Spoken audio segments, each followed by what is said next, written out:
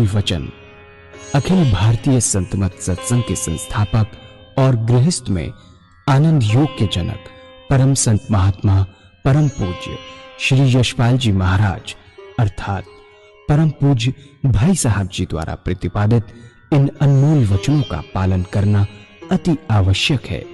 ये वचन हमारी गृहस्थ आध्यात्मिक साधना के लिए मूलभूत सिद्धांत हैं, जो इस प्रकार हैं।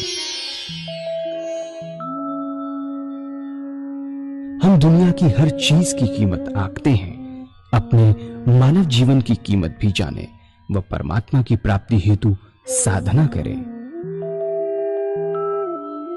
मनुष्य योनि एक उपहार है, इसीलिए परमात्मा को धन्यवाद देते हुए आधा घंटा प्रातःकाल, आधा घंटा सायंकाल पूजा अवश्य करें। सत्संग, सतनाम व सद्गुरु को प्राथमिकता देते हुए इसी के आधार पर ध्यान योगाभ्यास अवश्य करें व गृहस्थ के कार्यों को परमात्मा का कार्य समझकर उसी की याद में संपन्न करें। हर समय ये ध्यान रहे कि गुरु कृपा द्वारा परमात्मा की पवित्र सत्ता का हमारी आत्मा में वास है, अतः मन में निरंतर अपने इष्ट देव का जाप करें। मान सम्मान की इच्छा न करें व अपमान से दुखी न हो। परमात्मा के अतिरिक्त किसी और का भय न करें। दूसरों की बुराई न करें, न सुने, सत्य व मधुर बोलें, अश्लील शब्द मुंह से ना निकालें, सभी से नम्रतापूर्ण व सुंदर व्यवहार करें। धर्म पत्नी के अतिरिक्त अपने से बड़ी से माता जैसा, बराबर की से बहन जैसा व छोटी से पुत्री जैसा व्यवहार करें। सांसारिक जीवन यापन की आवश्यकताएं अंतहीन है, इसलिए अधिक से अधिक समय सत्संग में व धन परोपकार में खर्च करें।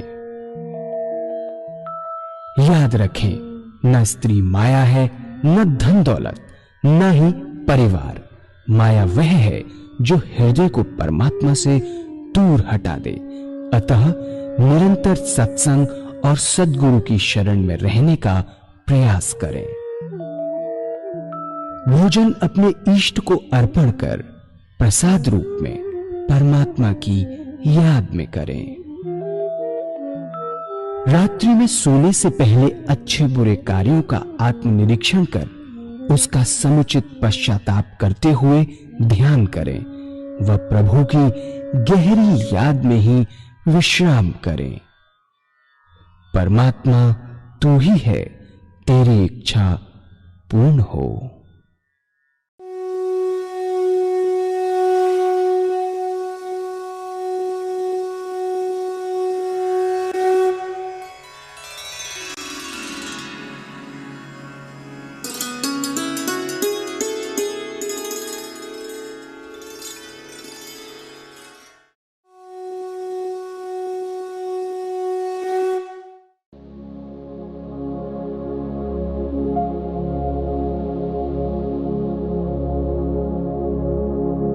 जय सद्गुरुदेव जय पद शरणम श्रेयस्वरूप चरणों शरणम जय सद्गुरु। രൂപത്തിനോട് സ്നേഹം ഉണ്ടാകുന്നവർ സാകാര പൂജാരികളാണ്. രൂപത്തോട് സ്നേഹം ഉണ്ടാകാത്തവർ നിരാകാര പൂജാരികളാണ്. ഈ മഹാത്മാക്കൾ രണ്ടു കൂട്ടർക്കും വഴി പറഞ്ഞു തന്നിട്ടുണ്ട്. സാകാര പൂജാരിയുടെ ഏറ്റവും ആദ്യത്തെ കാര്യം ഒരു ഇഷ്ടദൈവത്തെ നിശ്ചയിക്കുകയാണ്. ഇതിന് ഒരു ഗുരുവിൻ്റെയും ആവശ്യമില്ല. നിങ്ങളുടെ ആത്മാവ് തന്നെയാണ് നിങ്ങളുടെ ഏറ്റവും വലിയ ഗുരു.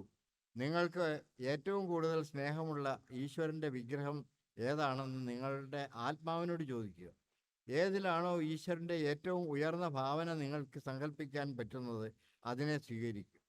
ആ രൂപത്തെ നിങ്ങളുടെ ഇഷ്ടരൂപമായി മാനിച്ച് അതിനെ പൂജിക്കൂ, അതിനെ ധ്യാനിക്കൂ, അതിനെ എപ്പോഴും സ്മരിക്കൂ. ഒരിക്കലും അതിനെ മാറ്റരുത്. ചിലപ്പോൾ രാമനെ, ചിലപ്പോൾ കൃഷ്ണനെ, മറ്റു ചിലപ്പോൾ ദേവിയെ ഇങ്ങനെ മാറി മാറി പൂജിക്കരുത്. ഇങ്ങനെ ഓരോ ദിവസവും ഓരോ ദൈവത്തെ മാറ്റിയാൽ വിശേഷമായ ലാഭം ഒന്നും ഉണ്ടാകില്ല. വാസ്തവത്തിൽ ചിത്തത്തിൻ്റെ ഏകാഗ്രത പ്രാപിക്കുകയാണ് പൂജയുടെ ലക്ഷ്യം. അതിലും ഉയരുകയാണെങ്കിൽ ഞാൻ പറയും, വിചാരശൂന്യമായ അവസ്ഥ പ്രാപിക്കുകയാണ് ലക്ഷ്യം. വിചാരശൂന്യത പ്രാപിക്കാനുള്ള ഒരു സാഹചര്യം ഉണ്ടാക്കുക. അത് നിങ്ങൾക്ക് ഒരു ഇഷ്ടദേവൻ്റെ ഇഷ്ടരൂപം ഉണ്ടാകുമ്പോഴേ പറ്റുകയുള്ളൂ. ഇത് കാരണം ഇന്നേ വരെ എല്ലാ സാകാര ഉപാസകരും ഒരേ ഒരു ഇഷ്ടദേവനെ ആണ് ഉപാസിച്ചിരുന്നത്. തുളസീദാസൻ ഭഗവാൻ ശ്രീരാമൻ്റെ ഉപാസകനായിരുന്നു. എത്ര വലിയ ഉപാസകനായിരുന്നു എന്ന് കേട്ടോളൂ. ഒരിക്കൽ അദ്ദേഹം മധുരയിലെ ദ്വാരകാധീശ് അമ്പലത്തിൽ പോയി. ക്ഷേത്രത്തിൻ്റെ വാതിക്കൽ പോയപ്പോൾ എല്ലാവരും പ്രണാമം ചെയ്യുന്നുണ്ടായിരുന്നു. പക്ഷേ തുളസീദാസ്ജി അത് ചെയ്തില്ല. ആൾക്കാർ പിടിച്ച് ചോദിച്ചു, നിങ്ങൾ ഭഗവാന്റെ ഭക്തരല്ലേ, പിന്നെ എന്തുകൊണ്ടാണ് പ്രണാമം ചെയ്യാത്തത്? തുളസീദാസ്ജി ഭഗവാനെ സ്തുതി പാടിയിട്ട് ഭഗവാന്റെ വിഗ്രഹത്തിൻ്റെ വളരെ സുന്ദരമായ വർണ്ണനം ചെയ്തു. എന്നിട്ട് പറഞ്ഞു, ഭഗവാന്റെ കയ്യിൽ അമ്പും വില്ലും ഉണ്ടാകുമ്പോഴേ തുളസി മസ്തകം കുനിക്കുകയുള്ളൂ. ഇത് പറഞ്ഞപ്പോൾ ഭഗവാന്റെ കയ്യിൽ അമ്പും വില്ലും പ്രത്യക്ഷപ്പെട്ടു എന്ന് പറയപ്പെടുന്നു. അതിനുശേഷം തുളസീദാസ്ജി സാഷ്ടാംഗ പ്രണാമം ചെയ്തു. അത്രയ്ക്കധികം ഇഷ്ടദേവന്റെ ഉപാസകനായിരുന്നു അദ്ദേഹം. ഇതേപോലെ സൂർദാസ് ഭഗവാൻ കൃഷ്ണന്റെ ഉപാസകനായിരുന്നു. അദ്ദേഹം എന്തിലും എല്ലായിടത്തും ഭഗവാൻ കൃഷ്ണനെ മാത്രമേ കാണുമായിരുന്നുള്ളൂ. അദ്ദേഹത്തിൻ്റെ കൂടെ എപ്പോഴും ഭഗവാൻ കൃഷ്ണൻ ഉണ്ടായിരുന്നു. വാതിലും ഭിത്തിയിലും മതിലുകളിലും കണ്ണാടിയിലും എവിടെ നോക്കിയാലും ആത്മാവിൻ്റെ പ്രതിബിംബം മാത്രമേ കാണായിരുന്നു. പാറയും കല്ലും മണ്ണും കുടങ്ങളും എല്ലാം കണ്ണാടി പോലെയായി. ചരലിലും മണ്ണിലും അദ്ദേഹത്തിന് ഭഗവാൻ കൃഷ്ണനെ മാത്രമേ കാണാൻ പറ്റാറുള്ളൂ. ഇതുപോലെ എല്ലാ സാകാര ഭക്തന്മാരും തൻ്റെ ഇഷ്ടരൂപത്തെ ഉപാസിച്ചിരുന്നവരാണ്. ഇതുപോലെ സാകാര പൂജാരികൾ അവരവർക്ക് ആരാധിക്കാൻ ഒരു ഇഷ്ടരൂപത്തെ നിശ്ചയിക്കണം. ഇത് അത്യാവശ്യമാണ്. നിങ്ങളുടെ ആത്മാവ് സ്വീകരിക്കുന്ന രൂപത്തിൽ മാത്രമേ സത്യമായ ധ്യാനം ഉറയ്ക്കുകയുള്ളൂ. എന്നാലേ ചിത്തത്തിന് ഏകാഗ്രത കിട്ടുകയുള്ളൂ. എപ്പോഴും മാറ്റിക്കൊണ്ടിരുന്നാൽ, ധാരാളം വിഗ്രഹങ്ങളെ ധ്യാനിച്ചാൽ പൂജയുടെ ഉദ്ദേശം നടക്കുകയില്ല. പൂജ ചെയ്യാൻ വേണ്ടി പുല്ലിൻ്റെയോ കമ്പിളിയുടെയോ ഇരിപ്പിടം ഉണ്ടായിരിക്കേണ്ടതാണ്. അതിനു മുകളിൽ ഒരു വൃത്തിയായ ഒരു ഷീറ്റ് വിരിക്കണം. ചന്ദനത്തിരിയോ ധൂപമോ കത്തിച്ചു വയ്ക്കണം. രാത്രിയിൽ ഇട്ടിരുന്ന വസ്ത്രം മാറ്റണം. അത് കഴിഞ്ഞിട്ടേ ഇരിക്കാൻ പാടുള്ളൂ. കുളിക്കാൻ പറ്റിയില്ലെങ്കിൽ സാരമില്ല. കണ്ണും മുഖവും എല്ലാം കഴുകി ധ്യാനപീഠത്തിൽ സുഖാസനത്തിൽ ഇരിക്കുക. പിന്നെ നിങ്ങളുടെ ഇഷ്ടരൂപത്തെ മുന്നിൽ കാണുക. നിങ്ങളുടെ ഇഷ്ടരൂപം സശരീരനായി നിങ്ങളുടെ മുന്നിലുണ്ടെന്ന് വിചാരിക്കുക. പിന്നെ ഭക്തിഭാവം നിറഞ്ഞ ഏതെങ്കിലും ഒരു കീർത്തനം, ഭജനം പാടണം. ഇങ്ങനെ ചെയ്താൽ നിങ്ങളുടെ മനസ്സ് ലോകസംബന്ധം ഉള്ള പലതരം വിചാരങ്ങളിൽ നിന്ന് മാറി ഈശ്വരനിൽ സ്ഥിരമാകും. ഇനി നിങ്ങൾ ധ്യാനിച്ചാൽ ധ്യാനം ഉറയ്ക്കും. ആദ്യം പുറത്തേക്ക് നോക്കണം, വെളിയിൽ കാണണം. പുറത്തിരിക്കുന്ന മൂർത്തിയിൽ ധ്യാനം ഉറപ്പിച്ചിട്ട് അതിനെ ഉള്ളിലേക്ക് കൊണ്ടുവന്ന് ഹൃദയത്തിൽ സ്ഥാപിക്കുക. സ്നേഹത്തോടെ സ്ഥാപിക്കൂ. വേറെ ഒരു ചിന്തയും വിചാരവും നിലനിൽക്കാത്ത വിധം സ്നേഹത്തോടെ സ്ഥാപിക്കണം. നമ്മുടെ ആത്മാവ് നമ്മുടെ മനസ്സിനെ ശ്രദ്ധിച്ചുകൊണ്ടിരിക്കുന്നു. നമ്മൾ എന്ത് ആലോചിക്കുന്നു എന്ന് പറഞ്ഞുകൊണ്ടേയിരിക്കുന്നു. മനസ്സ് വഴിയിൽ നിന്ന് മാറിക്കഴിഞ്ഞാൽ സ്നേഹത്തോടെ ആത്മാവിനെ ആ പവിത്രമൂർത്തിയിലേക്ക് ലയിപ്പിക്കണം. പിന്നെ ഒരു വിചാരമോ ചിന്തയോ ഉണ്ടാവുകയില്ല. അത് കഴിഞ്ഞ് ചേതന അവസ്ഥയിലേക്ക് തിരിച്ചു വരുമ്പോൾ അതേ ധ്യാനത്തിലാണ് തിരിച്ചു വരുന്നത്. അപ്പോൾ നിങ്ങൾക്ക് ഒരു സുന്ദരമായ അനുഭൂതിയായിരിക്കും. അത് കാരണം നിങ്ങളുടെ ഹൃദയവും മസ്തിഷ്കവും ആനന്ദം കൊണ്ട് നിറയും. മസ്തിഷ്കത്തിലെ ഭാരമെല്ലാം കുറയും. ഇതാണ് മഹാത്മാക്കൾ പറഞ്ഞു തന്നിരിക്കുന്ന പൂജ ചെയ്യേണ്ട വിധി. ഇങ്ങനെ പൂജ ചെയ്താൽ സാകാര പൂജാരികൾക്ക് വിശേഷ ലാഭം കിട്ടും. ചിത്തം ഏകാഗ്രമാകും. സുഷുപ്തി അവസ്ഥ പ്രാപ്തമാകും.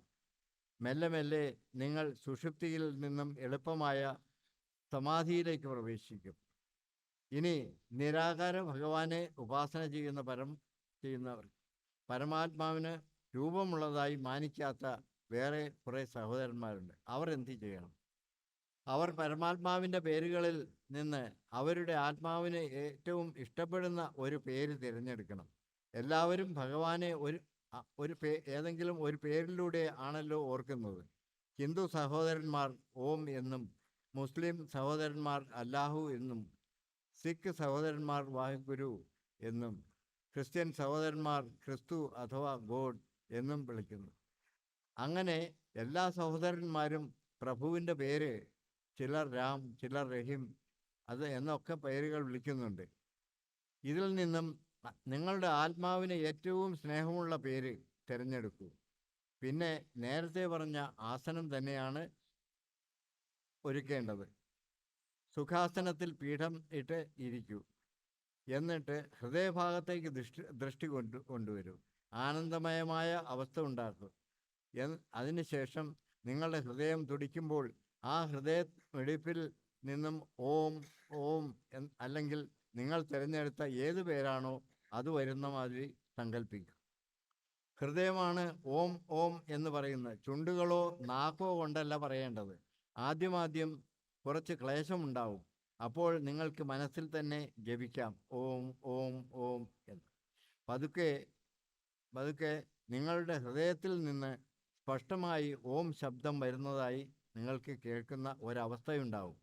വേറെ ഒരു ചിന്തയും വിചാരവും ഇല്ലാത്ത ഒരു സാഹചര്യത്തിലേക്ക് നിങ്ങൾ എത്തിച്ചേരും. അങ്ങനെ അതിൽ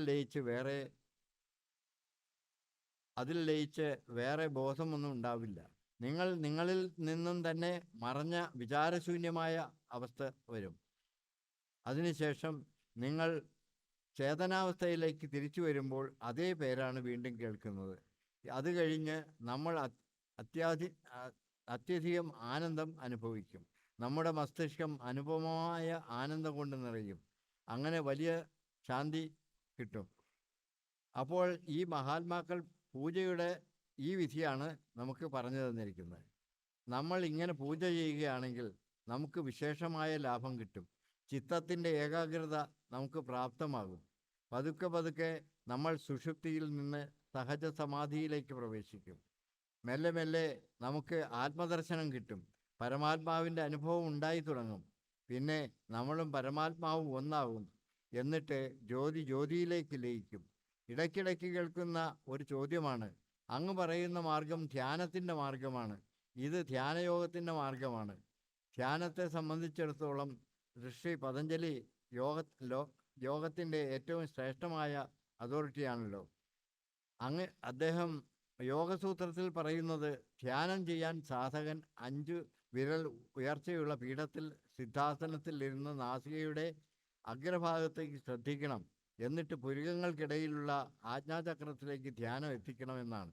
അപ്പോൾ പ്രശ്നം ഇതാണ്, നിങ്ങൾ ഹൃദയത്തെ ധ്യാനിക്കാൻ എന്തിനാണ് പറയുന്നത്? നമുക്കിടെ പ്രായമായ ആൾക്കാരും സദ്ഗുരുക്കളും ഇങ്ങനെ ഹൃദയത്തിലേക്ക് ധ്യാനം കൊണ്ടുവരാൻ എന്തിനാണ് പറയുന്നത്? ഇത് കാരണം ഒരു പുതിയ സാധകന് ഭ്രമം ഉണ്ടാകുന്നു, കൺഫ്യൂഷൻ ഉണ്ടാകുന്നു. കാരണം ഇതാണ്, പതഞ്ജലി മഹാരാജ് ഈ വഴി പറഞ്ഞു തന്നിട്ടുണ്ട്. പക്ഷേ മുൻപ് ധ്യാനം ആൾക്ക് ചെയ്യാൻ പറ്റും എന്ന കാര്യത്തിന് അദ്ദേഹം വളരെ അധികം പ്രാധാന്യം കൊടുത്തിട്ടുണ്ട്. ബാലബ്രഹ്മചാരി ആയിരുന്ന വ്യക്തിക്ക് മാത്രമേ ഇത് ചെയ്യാൻ സാധിക്കുകയുള്ളൂ. ബ്രഹ്മചര്യത്തിന് വളരെയധികം പ്രാധാന്യം കൊടുത്തിട്ടുണ്ട്. യമം, നിയമം, ബ്രഹ്മചര്യം എന്നിവ. ഈ ധ്യാനം ചെയ്യാൻ അധികാരം ആർക്കാണുള്ളത് എന്ന് ഭഗവാൻ കൃഷ്ണനും പറഞ്ഞിട്ടുണ്ട്. മാതാപിതാക്കളുടെ ഗൃഹസ്ഥവും ബ്രഹ്മചര്യവും ധാരാളം ഉയർന്നതാവുന്നു. ഒരു ബ്രഹ്മചാരിക്കാണ് ഈ ധ്യാനം പറഞ്ഞിട്ടുള്ളത്. പലപ്പോഴും പുസ്തകങ്ങൾ നോക്കി അതിൽ പറഞ്ഞിരിക്കുന്ന ധ്യാനം നമ്മൾ ചെയ്യാൻ തുടങ്ങും. പക്ഷേ അതിൻ്റെ പ്രാരംഭിക ആവശ്യങ്ങൾ നമ്മൾ ശ്രദ്ധിക്കുകയില്ല. അതിനുശേഷം വലിയ ബുദ്ധിമുട്ടുകളിൽ ചെന്നുപെടും. അങ്ങനെ ധാരാളം കേസുകൾ മുന്നിൽ വന്നിട്ടുണ്ട്. പുസ്തകം വായിച്ച് അല്ലെങ്കിൽ ഏതെങ്കിലും സന്യാസിയുടെ അടുത്ത് നിന്ന് പഠിച്ചിട്ട് അത് ചെയ്യാൻ തുടങ്ങും. എന്നിട്ട് വലിയ ബുദ്ധിമുട്ടിലാവും. ഇത് നിങ്ങൾ ഇങ്ങനെ ഇരുന്ന് ഒന്ന് ചെയ്തു നോക്കൂ. സിദ്ധാസനത്തിൽ ഇരുന്ന് നാസികയുടെ അഗ്രഭാഗത്തേക്ക് നോക്കൂ. എന്നിട്ട് പുരികത്തിൻ്റെ ഇടയ്ക്കുള്ള ചക്രത്തിലേക്ക് ധ്യാനം കൊണ്ടുവരൂ.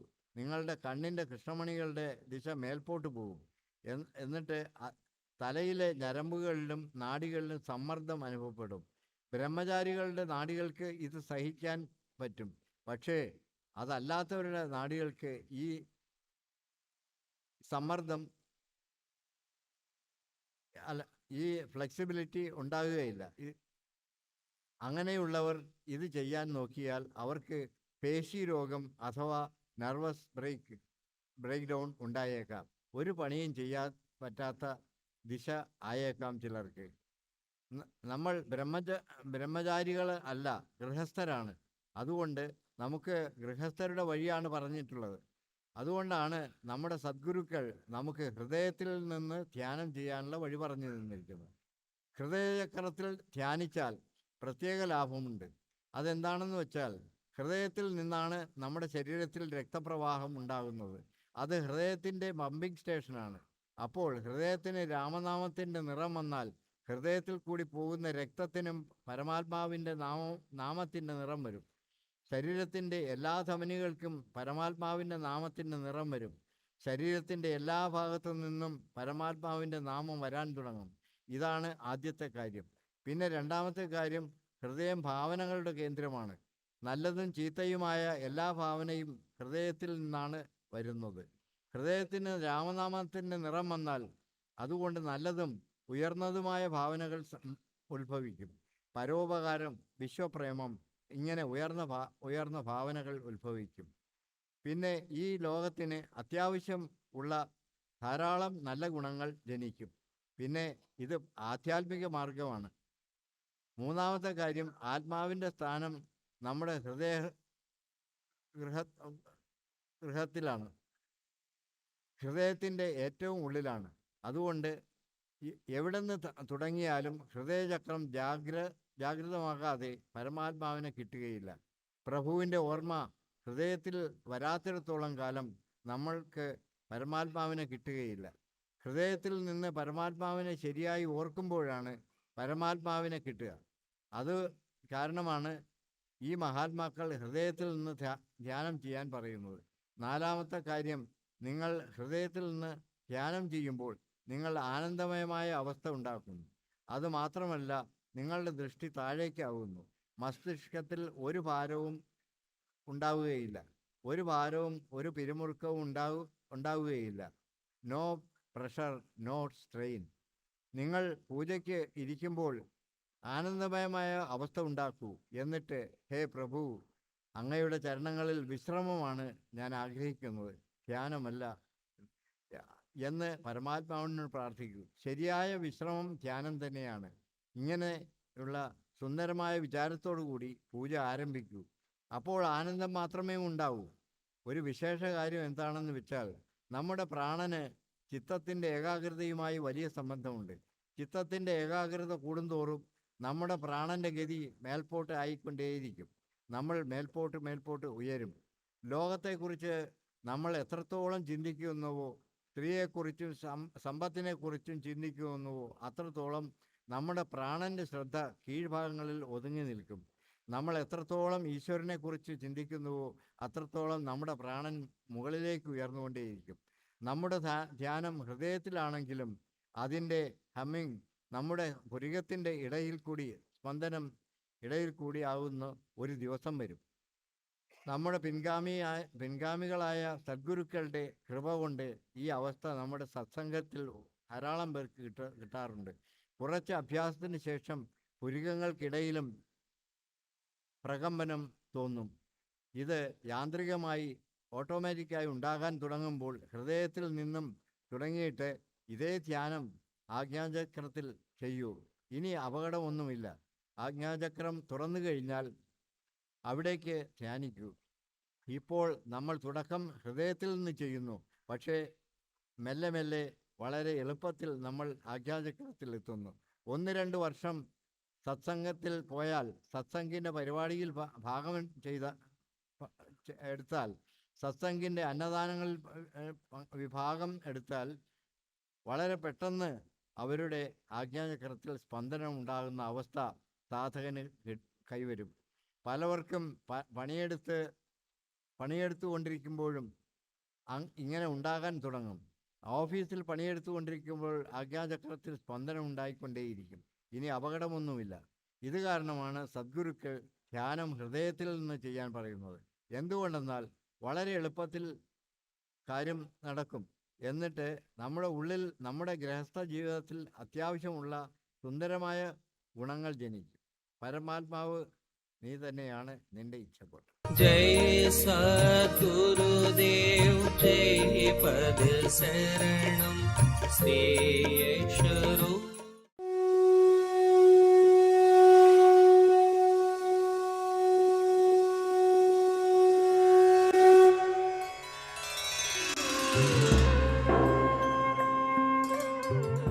ध्यान योग के कार्यक्रम आनंद योग से निशुल्क जुड़ने के लिए संपर्क करें 9810239677।